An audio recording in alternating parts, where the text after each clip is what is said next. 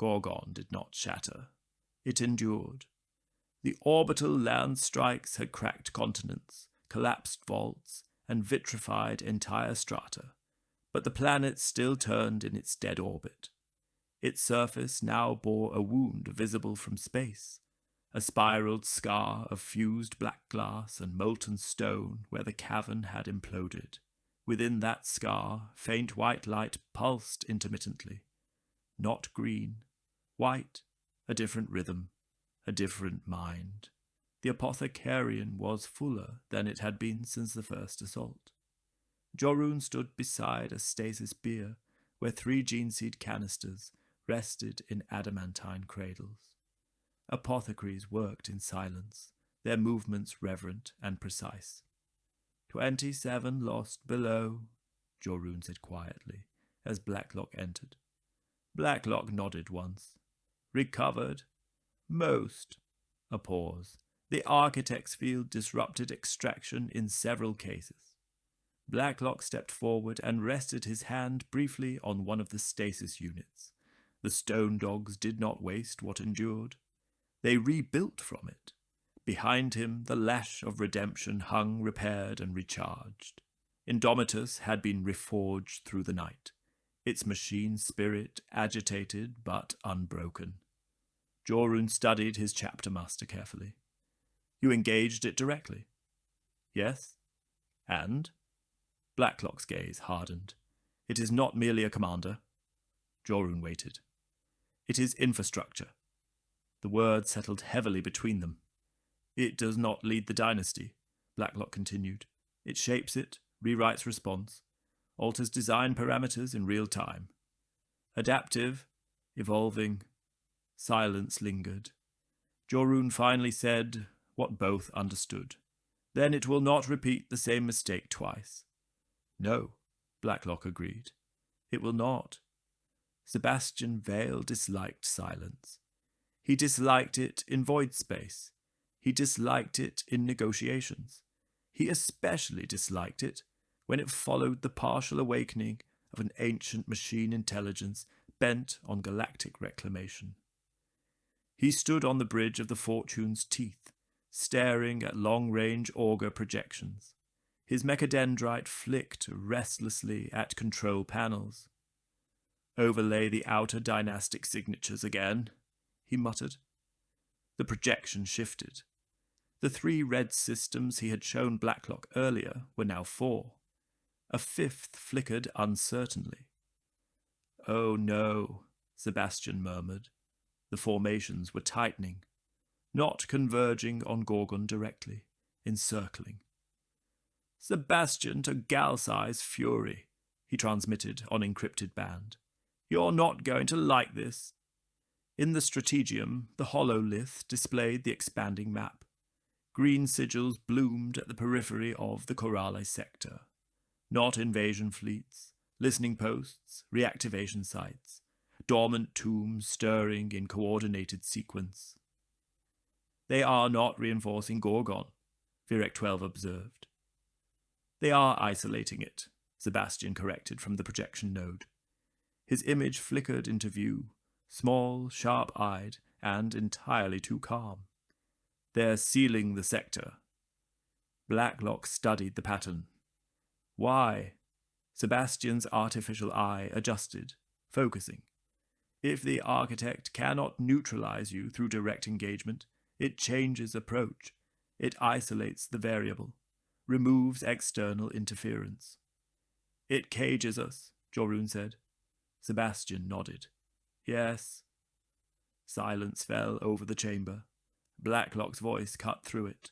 Then we break the cage. Deep beneath Gorgon's fractured crust, in a chamber untouched by orbital lance-fire, fragments of white light coalesced once more. The architect of silence reformed in stages.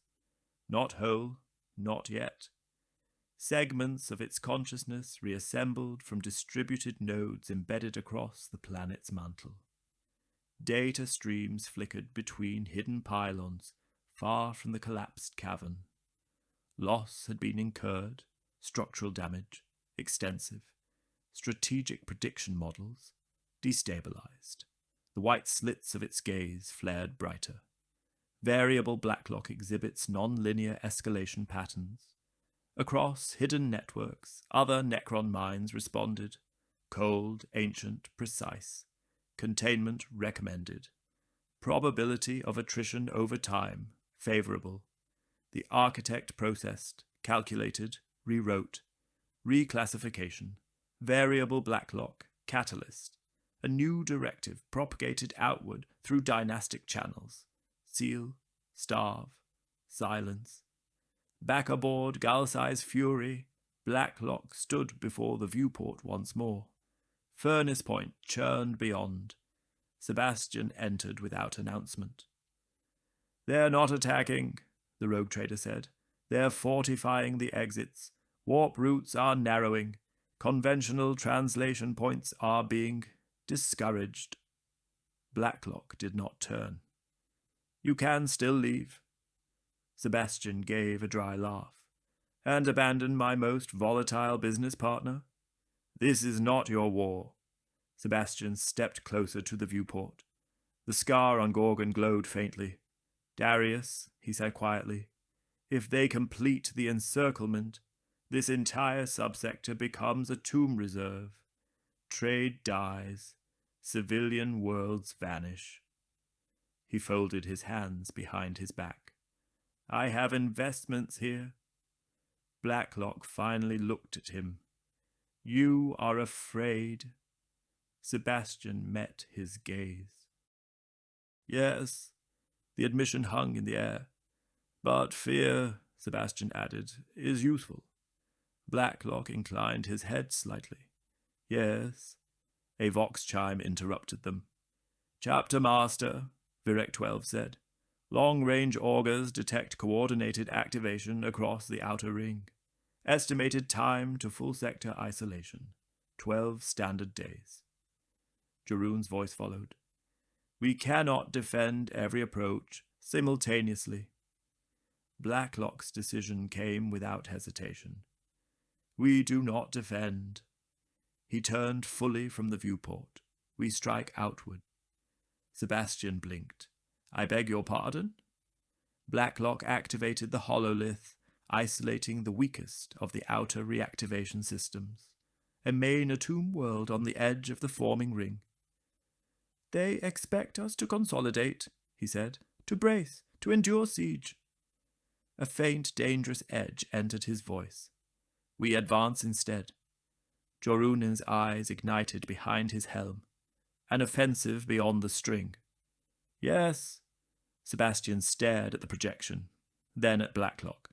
"You're going to punch a hole through their perimeter." Blacklock's expression did not change. "Yes." Sebastian slowly began to smile. "That," he said, "is profoundly unwise." Blacklock picked up Indomitus. The chain fist growled in anticipation. "Prepare your ship," he said.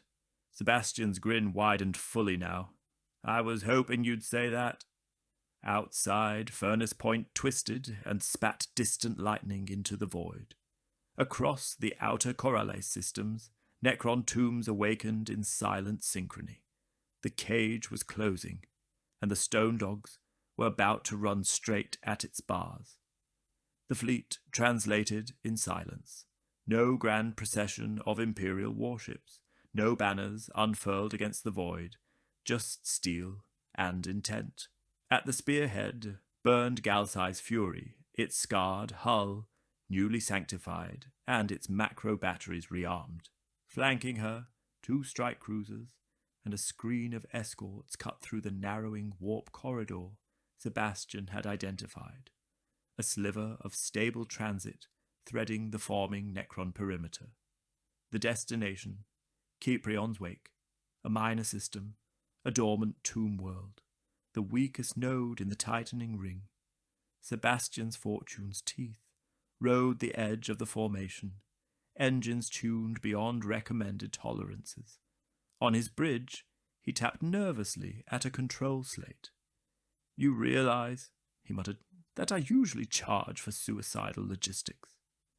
They emerged into real space beneath a dying sun. Caprion's wake was a barren sphere, wrapped in skeletal structures, half buried beneath its crust. Orbital debris drifted in unnaturally precise bands, as if arranged rather than scattered. Necron constructs were already active. A crescent fleet hung in high orbit, smaller than Gorgons, but organized into a rigid defensive lattice. Energy conduits linked vessels in a rotating pattern around the planet. "They're building the ring outward from here," Sebastian said over encrypted vox. "This system is a stabilizer point." Blacklock stood upon the strategium dais. "Then we remove it."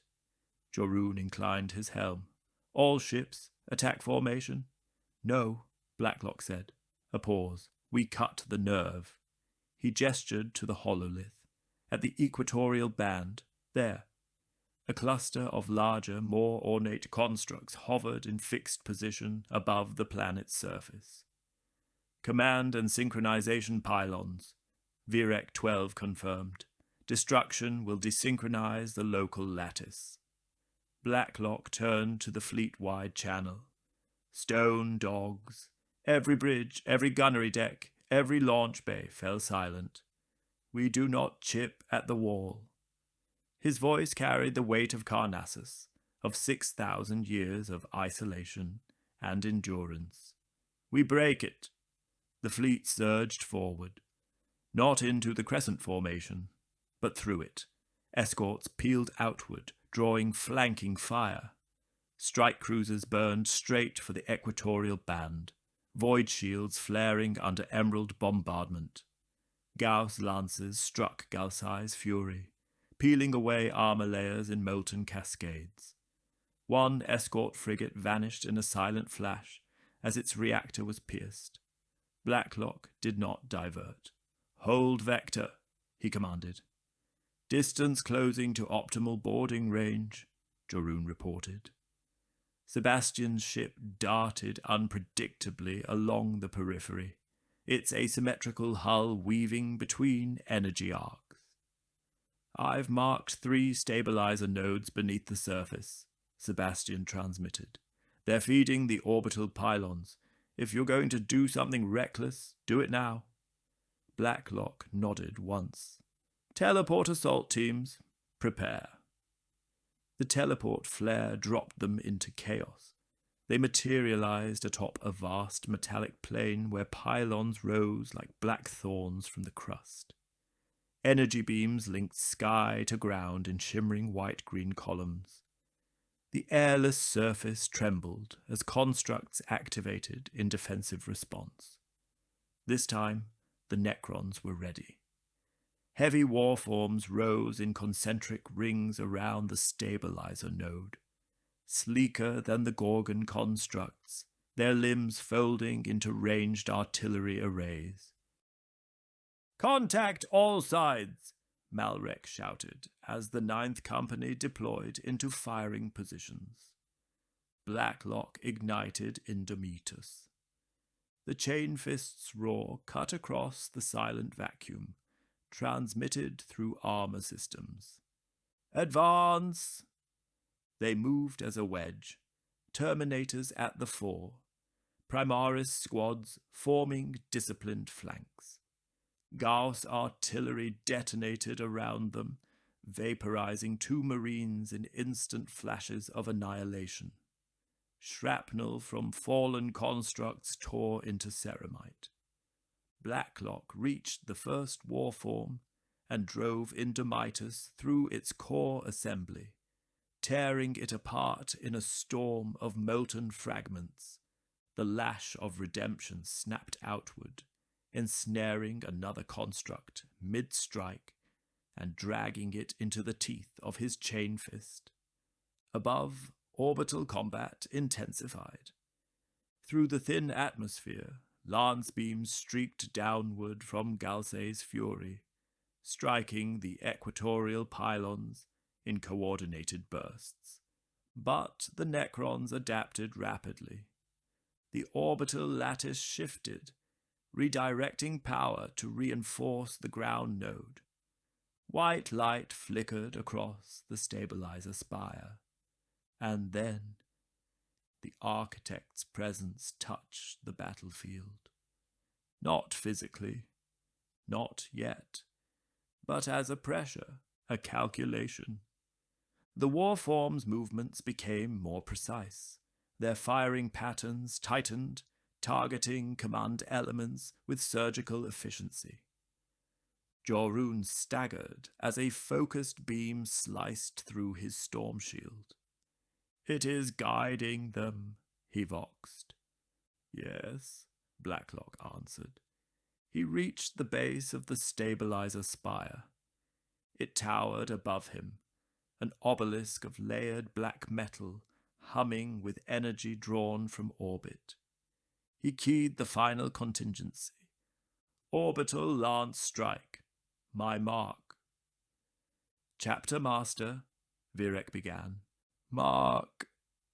He jammed Indomitus into the seam between the spire's plates, forcing the chainfist deep into its core. The spire reacted instantly.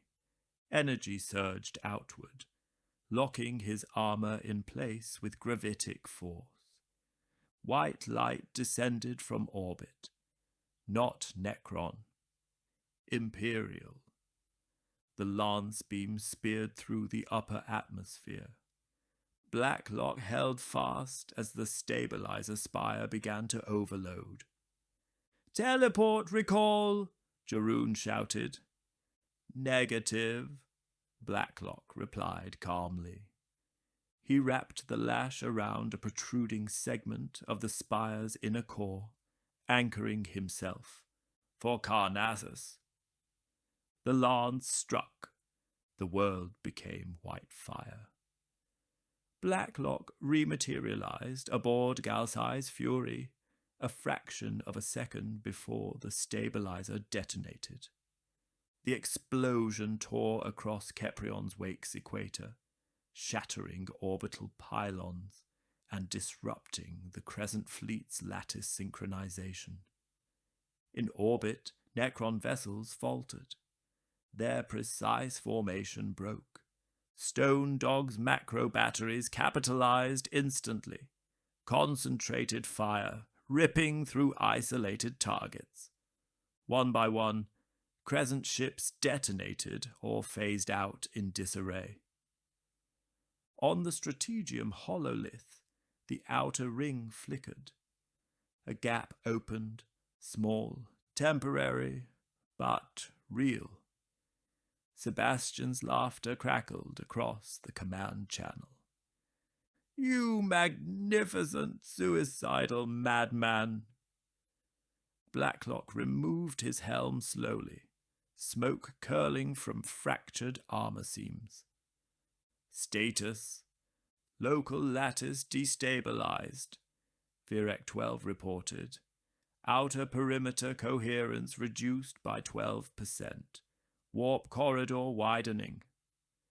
Jorun stepped forward. "We have bloodied them." Blacklock nodded once. "Yes," but his gaze lingered on the flickering white distortion briefly visible within the collapsing Necron synchronization grid. The architect had not appeared. It had observed and recalculated.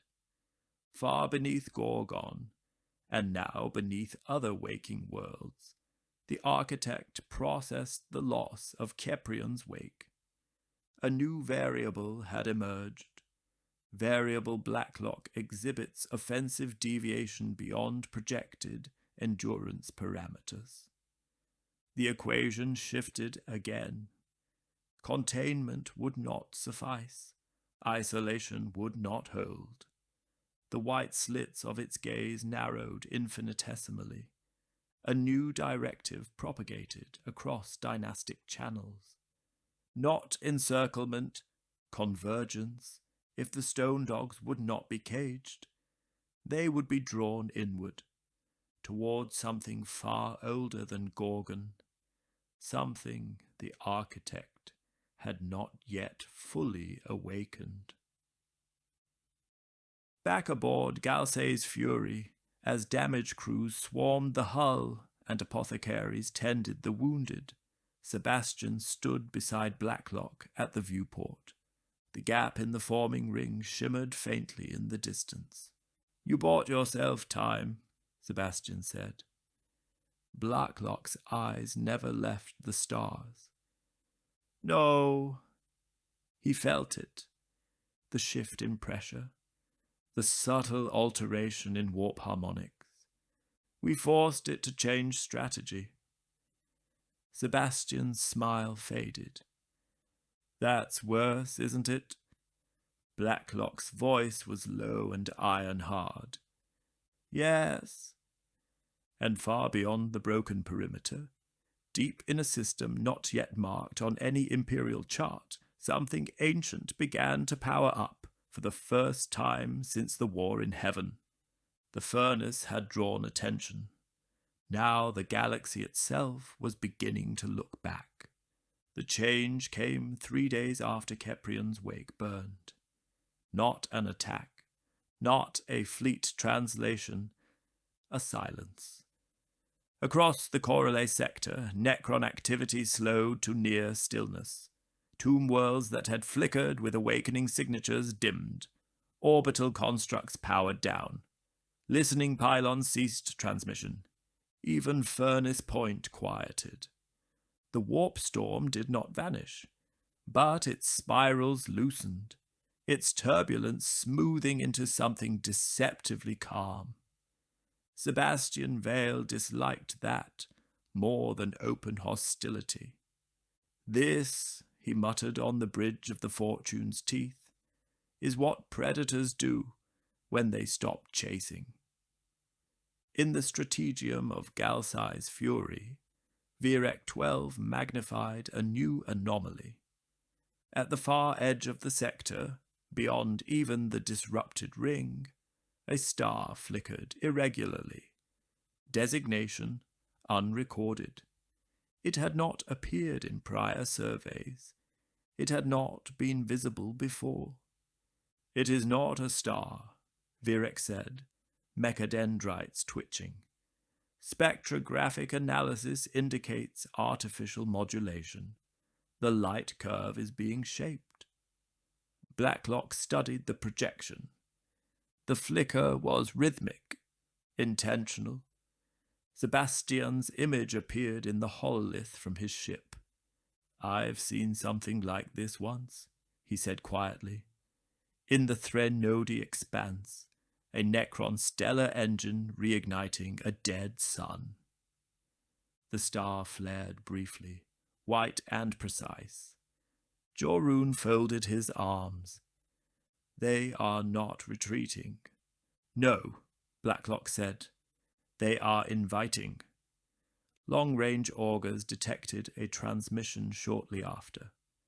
Not Vox, not astropathic.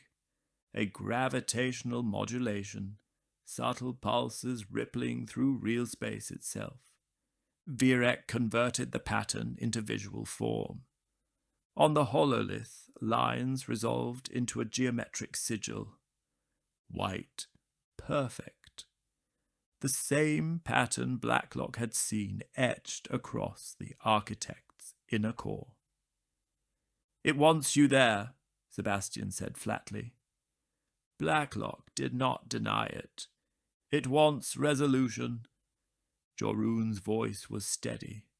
"Trap, yes." "Then we ignore it." Blacklock's gaze remained fixed on the artificial star. "No." Silence filled the chamber. "If we allow it to complete whatever structure it is building," Blacklock continued, "we lose initiative permanently." Sebastian exhaled slowly. "You're walking into the center of its design." "Yes. And if this is where it's strongest?" Blacklock's expression did not shift. "Then this is where we must wound it." The fleet rearmed in grim determination. Cyclonic torpedoes were brought from sealed vaults. teleport beacons recalibrated. Veterans of the first company repainted kill markings, where Gauss fire had scarred their armor. Blacklock stood in the arming chapel as tech marines sealed the last of his armor fractures. He lifted Indomitus once more, feeling the machine's spirit's eager vibration. The lash of redemption hung at his hip, its barbs newly sharpened. Joruni approached. "You believe this architect can be destroyed?" "Yes, and if it cannot?" Blacklock paused. "Then we will ensure it cannot complete its design." A fractional nod. That was enough. The fleet translated along the widened corridor, punched through the perimeter. The journey was eerily smooth. No Necron interceptors, no warp turbulence. As they emerged into the target system, the false star dominated the void. It was immense. Not a true sun, but a stellar-scale construct encased in layered metallic frameworks. White energy pulsed along its equator in controlled arcs, feeding into vast ring structures, orbiting at precise intervals. Around it hung a fleet unlike any previously encountered. Not crescents, not obelisks, sleek, elongated vessels aligned in radial symmetry around the artificial star, their hulls emitting the same cold white light as the architect. Sebastian stared at the display. "Oh," he breathed, "that's new." Virek 12's analysis scrolled rapidly. Energy output rivals mid-spectrum stellar ignition. The construct is harnessing a captive star core. Blacklock understood immediately. It is building a beacon. For what? Jorun asked. Blacklock's voice was low. For something larger than a dynasty. The false star brightened. White light concentrated along its inner ring, and from its heart a figure emerged, not projected, not fragmentary, whole. The architect of silence unfolded into real space, magnified to colossal scale.